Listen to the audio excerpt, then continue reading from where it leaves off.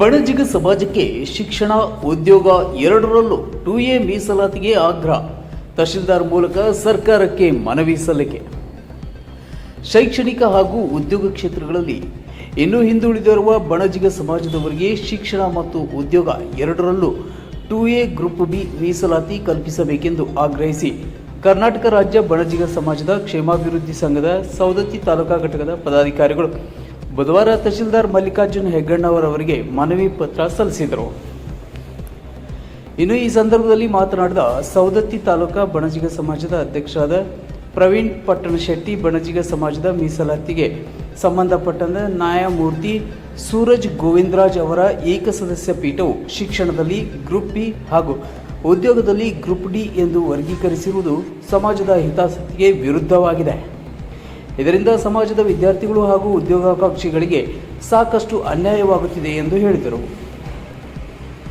ಬಣಜಿಗ ಸಮಾಜವು ಇಂದಿಗೂ ಶೈಕ್ಷಣಿಕ, ಆರ್ಥಿಕ ಮತ್ತು ಸಾಮಾಜಿಕವಾಗಿ ಹಿಂದುಳಿದಿದ್ದು, ಉನ್ನತ ಶಿಕ್ಷಣ ಪಡೆಯುತ್ತಿರುವ ವಿದ್ಯಾರ್ಥಿಗಳು ಹಾಗೂ ಸ್ಪರ್ಧಾತ್ಮಕ ಪರೀಕ್ಷೆಯಲ್ಲಿ ಯಶಸ್ಸು ಸಾಧಿಸಿದ ಯುವಕರು ಉದ್ಯೋಗ ಮೀಸಲಾತಿಯಲ್ಲಿನ ವ್ಯತ್ಯಾಸದಿಂದ ಅವಕಾಶದಿಂದ ವಂಚಿತರಾಗುತ್ತಿದ್ದಾರೆ. ಶಿಕ್ಷಣದಲ್ಲಿ 2A ಗ್ರೂಪ್ ಬಿ ಮೀಸಲಾತಿ ದೊರೆಯುತ್ತಿದ್ದರೂ ಉದ್ಯೋಗದಲ್ಲಿ 3A ಗ್ರೂಪ್ ಡಿ ಮೀಸಲಾತಿ ಇರುವುದರಿಂದ ಸರ್ಕಾರಿ ಉದ್ಯೋಗದಲ್ಲಿ ಸಮರ್ಪಕ ಅವಕಾಶಗಳು ಸಿಗುತ್ತಿಲ್ಲ.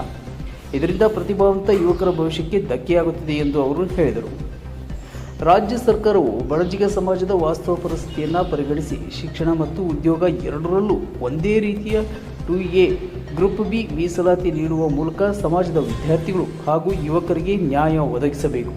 ಈ ಕುರಿತು ಸರ್ಕಾರ ಕೂಡಲೇ ಅಗತ್ಯ ಕ್ರಮ ಕೈಗೊಂಡು ಮೀಸಲಾತಿ ವರ್ಗೀಕರಣದಲ್ಲಿ ತಿದ್ದುಪಡಿ ಮಾಡಬೇಕೆಂದು ಮನವಿಯಲ್ಲಿ ಒತ್ತಾಯಿಸಲಾಗಿದೆ.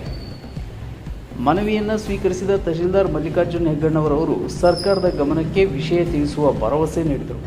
ಈ ಸಂದರ್ಭದಲ್ಲಿ ತಾಲೂಕಿನ ಬಣಜಿಗ ಸಮಾಜದ ಮುಖಂಡರಾದ ಸದಾಶಿವ ಎಸ್ ಕೌಚಲ್ಗಿ, ಬಸವರಾಜ್ ಹಂಪಣ್ಣವರ್, ಬಸವರಾಜ್ ಅತ್ತಿಗಿರಿ, ರಮೇಶ್ ಮುನವಳ್ಳಿ, ಅಮಿತ್ ಕರಿಕಟ್ಟಿ, UB ಅಂಗಡಿ, ರಾಜೇಶ್ ಅಂಗಡಿ, ಅರುಣ್ ಅಮ್ಮಿನಬಾವಿ, BS ಅಕ್ಕಿ, SB ಶೆಟ್ಟರ್ ಸೇರಿದಂತೆ ಸಂಘದ ಪದಾಧಿಕಾರಿಗಳು, ಸಮಾಜದ ಹಿರಿಯರು ಹಾಗೂ ಯುವ ಮುಖಂಡರು ಮತ್ತು ಸದಸ್ಯರು ಉಪಸ್ಥಿತರಿದ್ದರು.